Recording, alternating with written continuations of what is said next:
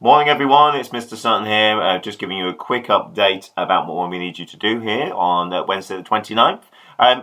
Today, I apologise for the slightly poor sound quality. As some of you experienced with the video on Monday, there was literally no sound, and that was after a few seconds of it working perfectly fine. On Monday, my headset decided to give up the ghost. Mind you, it is over 10 years old, so I'm not completely surprised, but that does mean that I am slightly without a decent microphone to be able to do these videos. So hopefully this will be okay, and at least you'll get the gist of it. Now, what we're going to be looking at is drawing today, and in particular we're going to be looking at the technique of crating. Now, I was thinking about setting up a little bit of a studio myself here at home to do this, but why try to reinvent the wheel when there's so many people that have already done some fantastic videos out there? Because I need you to start to build up your skills with your drawing and to get some sort of feedback on doing that one. And I think I might use this as one where I will give you official feedback as well. We need to build up our skills because in the Unit 1 you are going to need to be marked on your communication skills and how well you can actually do drawings for your designs. And we're going to try that one out with obviously a speaker design, but we need to start off with something that's fairly basic. So I have created a playlist, or started to add a playlist called Drawing Techniques on my channel. I've just got a couple in there, and they start to talk about crating.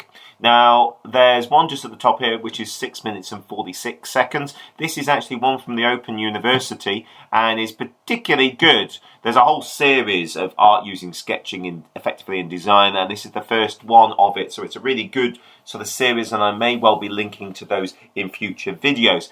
But I've also got the sketch technique one just here, which gives you a very, very quick... Alright, the next skill what we... And we'll just pause it there, with the guy going over about the sketching technique.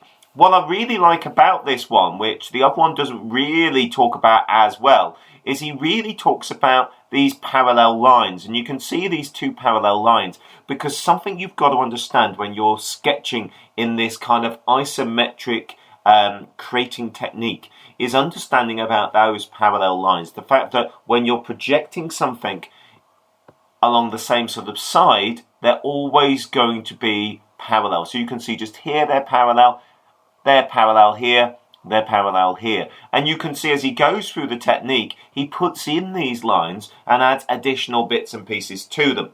Now, this is absolutely crucial concept for you to get and understand. So I want you, and we have done this already, and I know that you can see, and look there, he's marked those all out for you.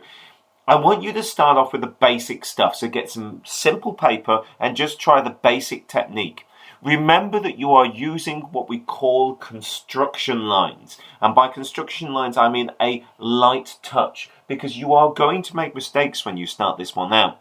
You are not going to be perfect straight out of the box. So you're going to need to be able to rub some of these out. Or, more importantly, when you get further on and you start to add in lines like he does here, they become more important.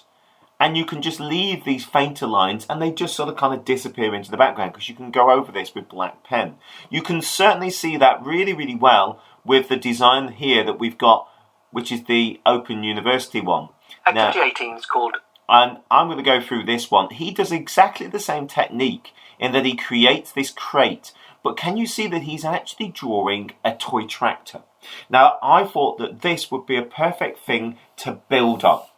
Now, you're all going to be at different sort of levels, so I'm not going to push and say those people who, find drawing more of a challenge, I'm not going to be expecting them to push themselves to the point where they've done a freehand version of a toy that is exceptionally good, because I think that will take beyond the hour, but it is something that we need to work towards. So, ideally, I want you to try out simple sort of shapes in the creating technique, but for those that want to go that little bit further, I'd like you to pick up something similar to this tractor.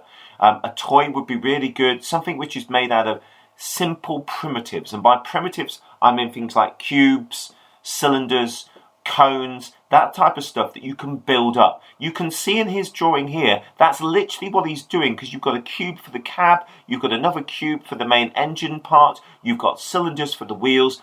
Simple primitives. In other words, not too many curvy organic lines. So For example, simple Lego models are especially good for this type of thing. But have a look around your house, see if you can find something that you can sketch out. It doesn't have to be anything that goes with the theme of the speakers that we're doing. It can be anything at all, and completely down to you. What I'm looking for, though, is I want to see your technique. And as you can see there, what he does, and I'll just go back a little bit, is he comes to this point where he has got the actual tractor and he has got the box, the original crate around it. So that there are what we call the construction lines. They are very evident and very easy to see. And that's what I want to be able to see in your drawings so that I can see how you've performed it. Because there will be the temptation, you could just literally trace another person's drawing. By doing that, though, you are just fooling yourself, because A, I'll probably be able to tell because I'll know what sort of standard your drawings are at, but also B, you're never going to learn.